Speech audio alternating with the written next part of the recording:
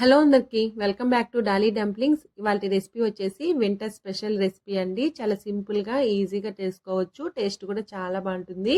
Cauliflower పకోడాని ఎలా చేసుకోవాలో process చూసేద్దాము. బయట క్రిస్పీగా లోపల సాఫ్ట్గా చాలా బాగుంటుంది. దీనికోసం ముందుగా నేను ఇక్కడ కాలీఫ్లవర్ని తీసుకొని ఈ కాలీఫ్లవర్ ముక్కల్ని కాస్త మీడియం సైజ్ ముక్కలుగా కట్ చేసి తీసుకున్నానండి. మనం గోబీకి కట్ చేసుకుంటాం కదా కాలీఫ్లవర్ని, ఆ సైజులోకి మాత్రం అస్సలకి కట్ చేసుకోవద్దు.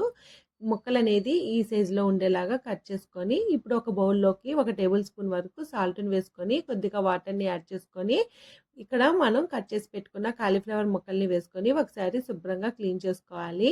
ఇలా క్లీన్ చేసుకున్న తర్వాత వీటిల్ని పక్క పెట్టేసుకొని స్టవ్ ఆన్ చేసుకొని ఒక గిన్నెని పెట్టుకొని ఇందులో 1 లీటర్ వరకు వాటర్ని వేసుకొని ఈ వాటర్ కాస్త మరిగిన తర్వాత మనం ముందుగా క్లీన్ చేసి పెట్టుకున్న కాలీఫ్లవర్ ముక్కల్ని వేసుకోవాలి. అలాగే ఒక 1/2 table spoon salt, 1/2 table spoon పసుపు వేసుకొని మంటని హై ఫ్లేమ్లో ఉంచి మధ్యలో కలుపుతూ ఒక 2 నిమిషాల పాటు ఉడికించుకోవాలండి.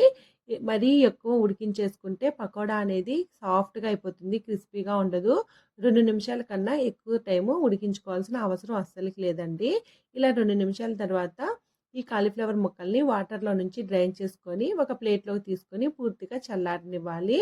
మనం పకోడా వేసుకోవడానికి బ్యాటర్ని ప్రిపేర్ చేసుకోవాలి. ఒక మిక్సింగ్ బౌల్ని తీసుకొని ఇందులో 1 కప్పు బియ్యం పిండి, అలాగే 1/2 కప్పు శనగపిండి, 2 టేబుల్ స్పూన్లు cornflour, 1 tablespoon chaat masala, 1 tablespoon జీలకర్ర పొడి, 1 టేబుల్ స్పూను కారం పొడి, 1 tablespoon Kashmiri red chilli powder, అలాగే 1/2 tablespoon chilli flakes, 1 tablespoon అల్లం వెల్లుల్లి పేస్ట్, ఇందులోనే ఒక 1/2 టేబుల్ స్పూన్ వరకు సాల్ట్ని వేసుకొని ఒకసారి ఈ మసాలాలంతా బాగా మిక్స్ అయ్యేలాగా కలుపుకోవాలి.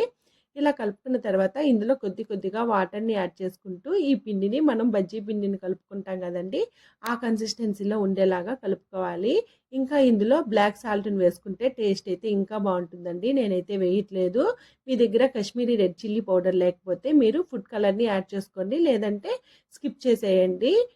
అలాగే మీరు బియ్యం పిండిని ఏ కప్పుతో తీసుకుంటారో ఆ కప్పుతో 1/2 కప్పు శనగపిండిని వేసుకోవాలండి.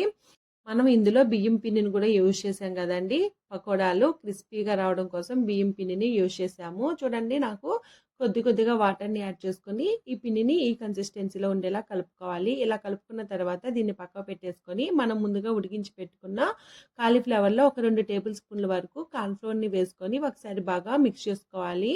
ఇలా కార్న్‌ఫ్లోర్ని వేసుకొని ఈ కాలీఫ్లవర్కి పట్టించడం వల్ల పకోడా అనేది చాలా క్రిస్పీగా వస్తుందండి. ఇలా కలుపుకున్న తర్వాత ఇప్పుడు ఈ కాలీఫ్లవర్ని అలాగే ఈ పిండిని పక్క పెట్టేసుకొని స్టవ్ ఆన్ చేసుకొని కడాయి పెట్టుకొని డీప్ ఫ్రైకి సరిపడా ఆయిల్ని వేసుకోవాలి. ఆయిల్ వేడైన తర్వాత ఈ పిండిని ఒకసారి బాగా మిక్స్ చేసుకున్న తర్వాత కాలీఫ్లవర్ ముక్కల్ని ఒక్కొక్కటిగా ఈ పిండిలో డిప్ చేసుకొని ఆయిల్లో వేసుకోవాలి. అలాగే కడాయికి ఎన్ని కాలీఫ్లవర్ ముక్కలు పడతాయో అన్ని మాత్రమే వేసుకోవాలండి. మంటని లో ఫ్లేమ్లో ఉంచి మాత్రమే ఈ పకోడీని ఫ్రై చేసుకోవాలి. మీరు హై ఫ్లేమ్లో పెట్టి ఫ్రై చేశారంటేనో ఇవి త్వరగా కలర్ చేంజ్ అయిపోతాయి, లోపల వరకు సరిగా కుక్ అవ్వదండి. మనం కాలీఫ్లవర్ ముక్కలు కాస్త పెద్ద సైజు తీసుకున్నాం కాబట్టి మంటని లో ఫ్లేమ్లో పెట్టి గోల్డెన్ బ్రౌన్ కలర్కి చేంజ్ అయ్యే వరకు వేపుకోవాలి. ఇలా వేపుకున్న తర్వాత వీటిని ఆయిల్లోంచి డ్రైన్ చేసుకొని పక్క పెట్టుకోవాలి. అదేవిధంగా రిమైనింగ్ కాలీఫ్లవర్ ముక్కలను కూడా ఈ పిండిలో డిప్ చేసి ఆయిల్లో వేసుకొని లో ఫ్లేమ్లో పెట్టి డీప్ ఫ్రై చేసుకోవాలండి. అలాగే మనం పకోడీ వేసుకునే ప్రతిసారి పిండిని బాగా మిక్స్ చేసుకున్న తర్వాతే కాలీఫ్లవర్ ముక్కల్ని డిప్ చేసి ఆయిల్లో వేసుకోవాలి. అంతేనండి.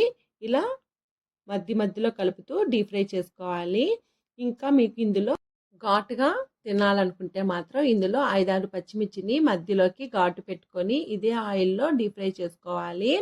ఇలా చేసుకొని ఈ పకోడాతో పాటు పచ్చిమిర్చిని తింటే టేస్ట్ అయితే అదిరిపోతుందండి. ఇది వింటర్లోనే కాదండి, రైనీ సీజన్లో కూడా చాలా బాగుంటుంది.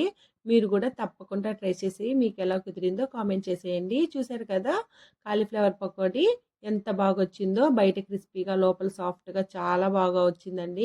చూసారు కదా, కాలీఫ్లవర్ పకోడీని ఎలా చేసుకోవాలో ప్రాసెస్ ఏందో. ఈ వీడియో మీకు నచ్చితే లైక్ చేయండి, షేర్ చేయండి, కామెంట్ చేయండి. మరిన్ని రెసిపీస్ కోసం మన ఛానల్ని సబ్స్క్రైబ్ చేసుకోండి. Thank you.